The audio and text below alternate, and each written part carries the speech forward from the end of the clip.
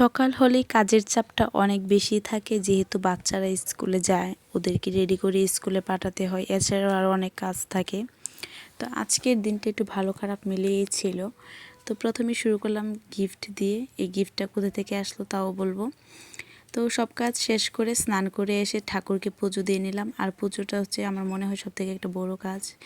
এটা যদি আগে করা যায় তাহলে অনেক কাজই শেষ হয়।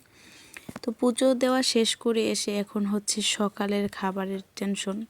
সকালে কি খাবে না খাবে প্রত্যেক দিন একই টেনশন মাথায় ঘুরে। তো ভাবতে ভাবতে যখন দেখলাম বৃষ্টি আসলো সকালবেলা, তখন ভাবলাম যে একটু খিচুড়ি রান্না করি। খিচুড়ি রান্না করলে তো খারাপ লাগবে না, ভালোই লাগবে খেতে। খিচুড়ি রান্না করতে গিয়ে দেখি ঘরে কাঁচামরিচ নাই। হঠাৎ করে মনে পড়লো যে বাহিরে তো আমাদের কাঁচামরিচ গাছ আছে, ওইখান থেকে নিয়ে এসে সকালের কাজটা কোনোভাবে সারি। তো ওইখান থেকে কাঁচামরিচ আনতে গিয়ে কাঁচামরিচের পুরোটা গাছই ভেঙে ফেললাম। টান লেগে পুরোটা গাছই ভেঙে চলে আসছে। আর এখানে খিচুড়িটা আমি বসিয়েও দিলাম। আর এটা আমি যেভাবে করি আর কি, এটা হচ্ছে শুকনো মরিচ, জিরা, তেজপাতা, মেথি ফোড়ন দিয়ে খিচুড়িটা করি। এটাকে আমার শ্বশুরবাড়িতে এক সিদ্ধ বলে। খিচুড়ি হচ্ছে আমরা 5 ফোড়ন দিই, আর এটাতে আমরা এইগুলোই ফোড়ন দিছি, এটাকে এক সিদ্ধ বলে। আর এই যে গাছ থেকে কাঁচামরিচগুলো আনলাম, ভালোই কাঁচামরিচ হয়েছে, তাও অল্প দিছি, আর অনেক আছিল এটা গাছের ডালটার ভিতরে। তো সবগুলো কাঁচামরিচ নিয়ে নিলাম। তো এখানে অল্প কয়েকটা নিয়ে আমি হাত দিয়ে ভেঙে দিচ্ছিলাম, যেহেতু ছোটো ছোটো মরিচ, কিন্তু অনেক বেশি ঝাল এই মরিচগুলো, অনেক ঝাল। তো এটাকে আমি ঢাকনা দিয়ে ঢেকে দিলাম, এটা সিদ্ধ হোক ডালটা।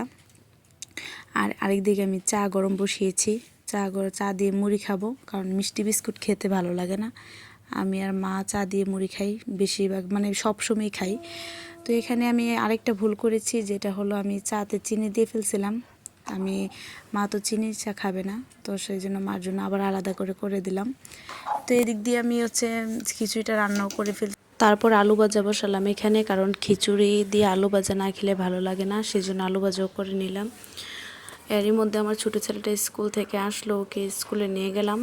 স্কুলে বড় ছেলেকে দিয়ে এসে তারপর হচ্ছে আমার অনেক খিদা লেগে যায়, আমি একটু খেয়ে নিই। খাবার শেষ করে আবার দুপুরে রান্নার পালা, দুপুরেও রান্না করতে হবে। খাবার শেষ করে চলে আসলাম রান্নাঘরে। এসে দেখি মা এখানে বোয়াল মাছ কাটতেছে, বাবু বোয়াল মাছ আনছে বাজার থেকে।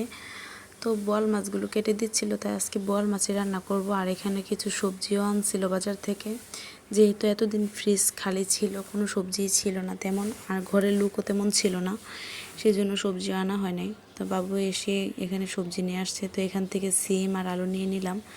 বোয়াল মাছ দিয়ে সিম দিয়ে আলু দিয়ে রান্না করব। আর এখানে হচ্ছে লাল লাল করে কচু ভাজা করলাম, আর পটল ভাজাও করেছি, সাথে মসুরের ডাল ছিল বিলম্বু দিয়ে।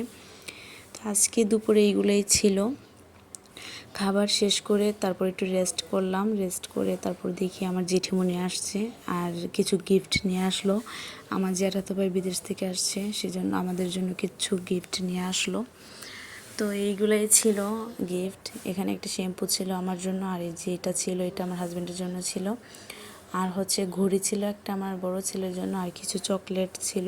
চকলেট অনেকগুলোই ছিল, এখানে চকলেট খেয়ে ফেলছে আনার সাথে সাথেই। তো অনেক অনেক ধন্যবাদ এত সুন্দর গিফট পাঠানোর জন্য।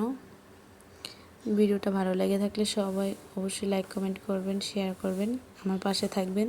সবাই সুস্থ থাকবেন, ভালো থাকবেন। টাটা।